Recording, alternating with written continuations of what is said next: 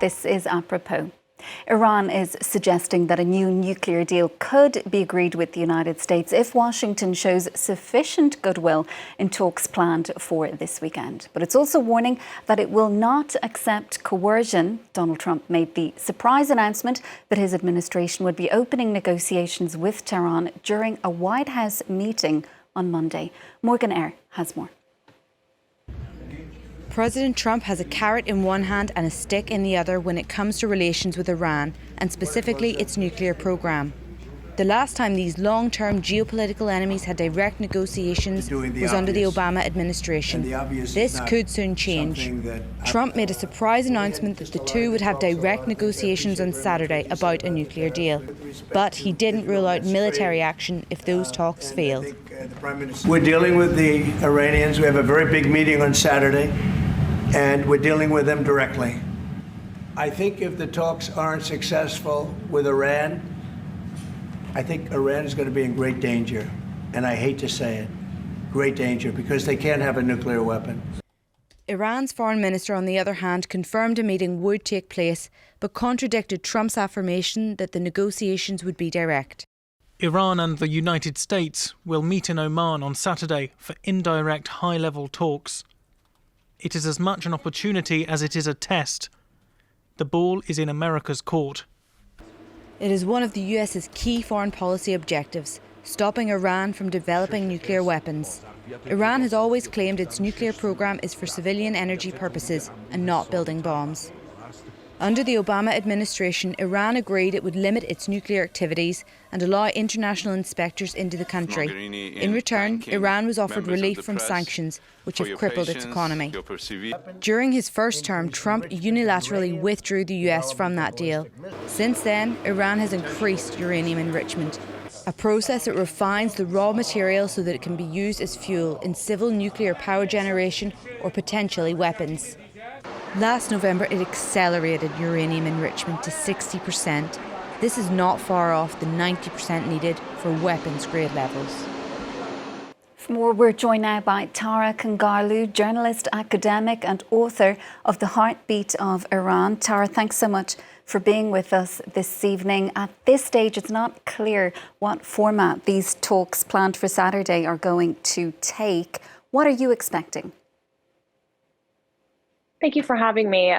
Someone said it earlier, the differences between tomato and tomato, direct or indirect. What we are seeing is an engagement between two adversaries, Donald Trump and his administration, and that of the Islamic Republic of Iran. Both sides have been very clear that they are pursuing diplomacy, and the details are yet to be seen. But I think this is an important first step in getting the two sides on the negotiating table. Again, this is not a nuclear negotiation, as both sides have said, but rather an engagement, a conversation to discuss what was once the nuclear deal. Yeah, because Iran isn't expressing much confidence about the chances of real progress being made here, Tara. Why exactly is this happening now, do you think? Well, the Iranian foreign minister, Araghchi, who, by the way, was the right hand to then Foreign Minister Zarif, who really engineered and pursued the Iranian side back in 2015 in the negotiations with the Obama administration. He is now the foreign minister and he's leading these negotiations. He wrote an opinion piece that was just published a few hours ago in the Washington Post, and there he really said Iran is not pursuing a nuclear weapon, something that the Iranian regime has said in the past. And also what stood out to me was this last bit that said there's a chance for the United States to finally have a president of peace. Whether or not to seize that opportunity is a choice. And if you read in between the lines in this op-ed, the message of Iran seems to be very clear that they are ready to engage with the Trump administration administration. And quite frankly, the only reason for that, I believe, is that they have no other choice. Their allies in the region are either gone, that being Syria's President Bashar al-Assad, or their proxy groups have been reduced to their weakest, that being the Houthis in Yemen and Hezbollah in Lebanon. So really, Iran has no choice. They won't be negotiating from a position of power, but rather desperation. Well, how far then do you think the US is going to be able to push Tehran during these talks? Donald Trump, of course, issuing stark warnings to Iran if the negotiations fail. Of course. And I think these warnings have always been there, for the last however many years that negotiations with Iran have been ongoing.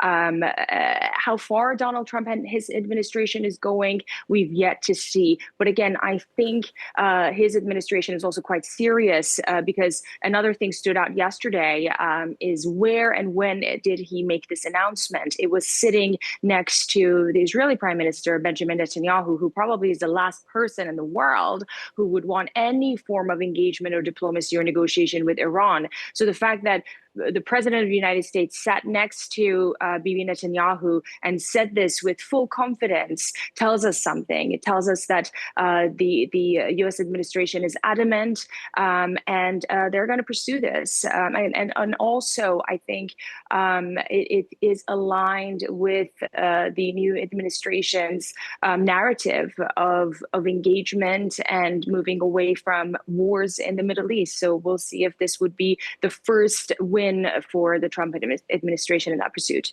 And there are reports in Israel as well, Tara, suggesting that the Israeli delegation, it was really taken by surprise by that announcement from Donald Trump last night. They're going as far as describing it as an ambush, suggesting that was the real reason that they wanted Benjamin Netanyahu to come to Washington. He's now saying that the military option is inevitable. So adding to those threats coming from Donald Trump, what do you make of all of that from the reaction today in Israel? Well, if you take a step back and think about why the Israeli prime minister was in Washington, it was mainly to lobby for his own agendas, right? And one of the things that he was quite surprised by was the tariffs, the U.S. tariffs that are not going to be imposed on Israeli goods at 17%. And so he was there for other reasons. Initially, a presser was not scheduled, but suddenly everything came together, and President Trump's response was to a host of questions, including this sudden announcement of their engagement with Iran. So yes, it is right to see it as a surprise, but whether or not it was an ambush, I'm not sure about that. This negotiation that's going to take place on Saturday didn't just happen. There has been exchanges between Iran and the U.S. for many weeks and months, and this is something that has been in the works for some time now. And Tara, you mentioned that Iran is not going to be going into these talks from a position of strength. Ultimately then, do you think that Donald Trump has a chance of getting a better deal than the one he pulled the US out of back in 2015?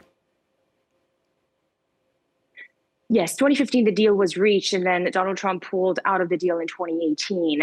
I think, quite frankly, Donald Trump wants to have a win for himself, and he sees this as a legacy. The details of that deal may, quite frankly, not be that different from the JCPOA.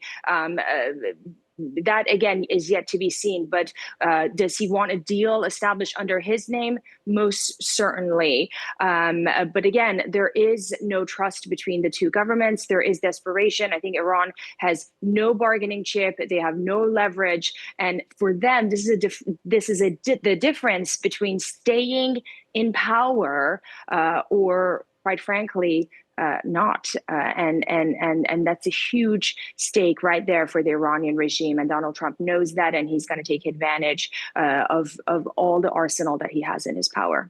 And how close do we know is Iran at this stage to a nuclear weapon? This was also discussed in the opinion piece by the Iranian Foreign Minister Araghchi. There are numbers out there that suggest Iran is very close to enriching weapons-grade uranium. But then again, if you look at the statements coming out of the Iranian Foreign Ministry, whether it be in this administration or the ones prior, they continue saying over and over that we are not in pursuit of a nuclear weapon. The argument, again, in the Washington Post op-ed by the foreign minister suggested that if we wanted to build a nuclear weapon, we would have done so already. The fact that we haven't done that, again, suggests that this is not, our program is not there to pursue a nuclear weapon. And so, again, this has been the narrative of the Iranian government, something that the United States and its allies negate. But when it comes to the technicalities, they are quite close. And so much of that, by the way, was because the JCPOA was scrapped and it left Iran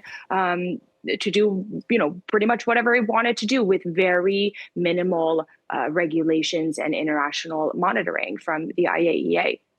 And Tara, you touched on it earlier. There's suggestions as well that the United States is going to be seeking to push other issues during these talks on Saturday, including Iranian influence in the wider region. What do you think is going to be on the table? Again, I think Saturday is going to be the first step. There's a whole host of asks and demands that I believe the United States would want from Iran. As far as their influence goes, it is reduced to its minimal. Again, look at the Houthis in Yemen, Lebanon's Hezbollah is pretty much dismantled, and also Hamas is at its knees. What also is interesting to me, I must say, is that this is a direct talk, or indirect, however we want to frame it, which, by the way, I think is very much for the domestic consumption, that word direct and indirect on both sides. It's interesting that the Europeans are not so much involved. Again, the 2015 JCPOA and the nuclear deal that was reached was between the 5 permanent members of the Security Council of the United Nations, as well as Germany. This talk that's going to happen on Saturday is just presumably between the United States and Iran. No sign of Europe, Russia, and the UK. And I think in order for us to get to the other details that you brought up, I think so many other parties would and should be involved for us to really have the whole scope of what this potential deal would look like and what other pressure points are there to press, whether it's regionally and quite frankly, globally. Tara, we'll have to leave it there for now. Thanks so much for being with us this evening. That's Tara Kangarlou, journalist, academic and author. Well, that's it from us for now.